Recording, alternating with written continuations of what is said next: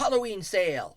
Yeah, I looked into my stock and I have a bunch of things I've started a while back, and I figured it's time to finish them. It's not early at all to order for Halloween things that you may need or want for your hunting activities or for a gift for someone who's into the celebration of the fall festival, if you want to call it that.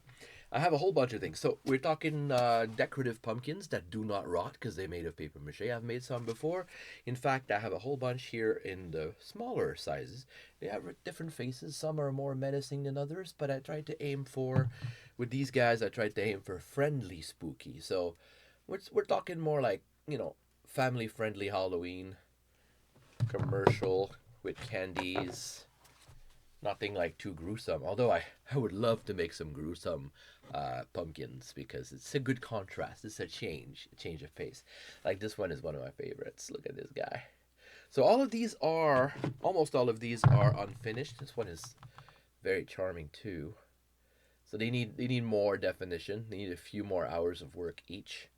And the advantage of ordering them now, if you fall in love with any of these faces, is that you get to influence the results. Like, oh, I really like this one, but could you make the nose bigger? Or could we make this a green pumpkin? Can you give it a scar in the shape of this or that? Like, can you add hair? Like, you get to customize your pumpkin. You need to see, you get to see what it starts as. This one looks a bit more like a more handmade vintage paper mache. It is. These are all paper mache, by the way. Those I just showed you are all paper mache. This is the beginning of a goblin ornament or doll head or something that sticks out of a jar. I don't know. This one is two-faced actually. He's got this more quiet, sleepy character on the other side. Just drawn in just to show you what's possible. But um, this could be. I'm thinking this one could become a jester stick with some loose yarn or anything to make the hair move around as you being a jester. There's so many different possibilities. So those were some of the pumpkins, and I also have skulls. That is my very first resin casting. I have an exact copy of this that's more hollow. This one was mostly full for sale. The other one is for sale, but it will need a different paint job. So this one is pretty much the paint job I would have by default. So that's the resin one. I have several copies of the same model that I sculpted myself and made the mold myself in silicone. And the copies are made of paper mache, different recipes. I was testing recipes.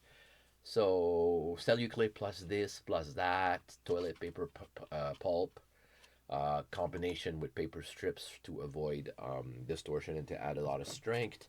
So I have a whole bunch of these and I can make even more.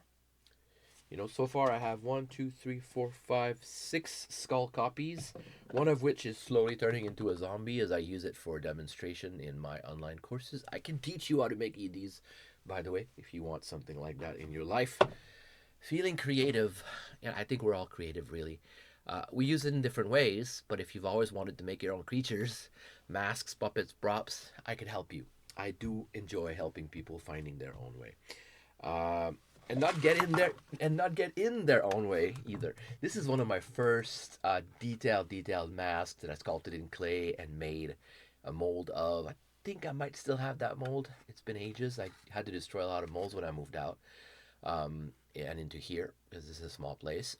But this one requires paint touch-ups. I dropped some alcohol on it, and since this is acrylic paint, I needed to do some touch-ups. This one I made in 2005. That was the very first copy.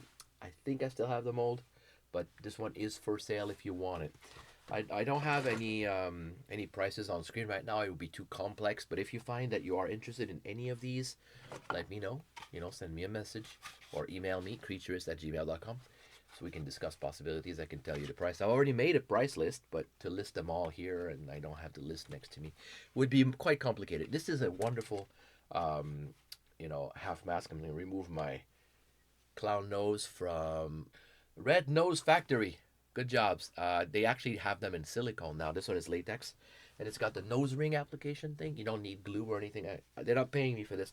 I'm just happy to have one, and someday when I can afford it, I'll get one made of silicone. This one was latex. So this guy is a half mask, but at the lower half of your face, right? And I wear large glasses, and I can still wear this guy.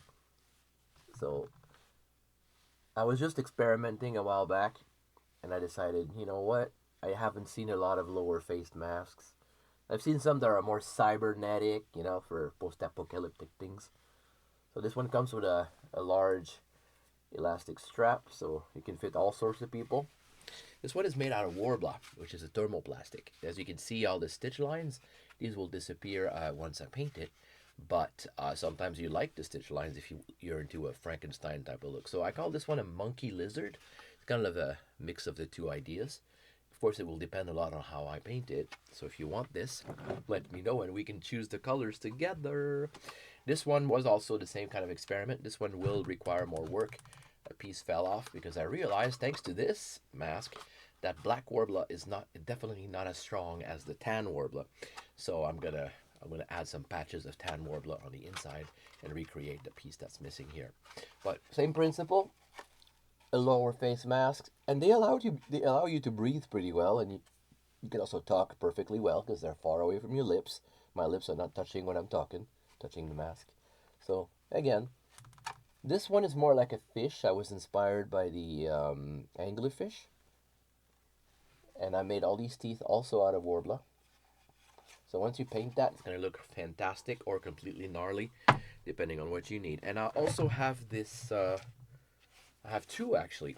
This is the best defined version, because this one is made out of neoprene. This is the Mask of Pain and Distortion. Like, think of it as a mutant that is not comfortable in their own skin. They are always in pain. That was designed on purpose for a series of character masks for a mask movement teacher. And I still had the mold for a while. I made a few copies, but I only have two left. I don't know that I still have that mold. Again, I had to get rid of a lot of molds. So this one is a rare neoprene copy. It was made in 2018, and it's flexible, and it has the same exact definition as the original clay that I sculpted. I also have a bit of a rougher version out of paper mache. I can't speak. It's near 3 o'clock in the morning right now. So this one needs a repaint. I'm not satisfied with this very neutral paint job. I would highlight it with lots of contrast paint. You know, contrast paint job. So highlights, you know, dark shadows to really emphasize those shapes. And this one does not have the stones. Like, this one has embedded stones in it. This one does not. I believe I made this one on the clay instead of inside of the mold. That's why the stones are not there. But this one is a hard, not flexible paper mache version, and it is for smaller faces. If I try to wear this one, it's doable, but it rests on my chin, under my chin here. Some people with smaller faces would prefer this one. You know, every mask is a bit different. So that's oh, I also have a gargoyle. This is made, oh, is this the glow-in-the-dark version? I don't know. I would have to repaint this. This is a plaster cast of my own little gargoyle that I sculpted back in the year 2000, I believe. I can make more. I still have that mold, I believe. This is plaster. I can make the copies out of different things, including paper mache. I actually have a copy of that over there. I just forgot to take it out. So if you like any of these things that you saw, I also have plenty of other things. But for now, I decided to focus on the theme of Halloween. Let me know what you like, and maybe make an offer. Or if you order now, then you get to choose how it gets finished. Like a new paint job, or a new texture, or details added before I paint it. You get more freedom that way, and you get to save a lot of money. Let me know what you like. The month of July, I don't have all my slots booked in, so if you want me to build you something or teach you something, let me know. Creaturist@gmail.com is where you can reach me. Thank you. Bye.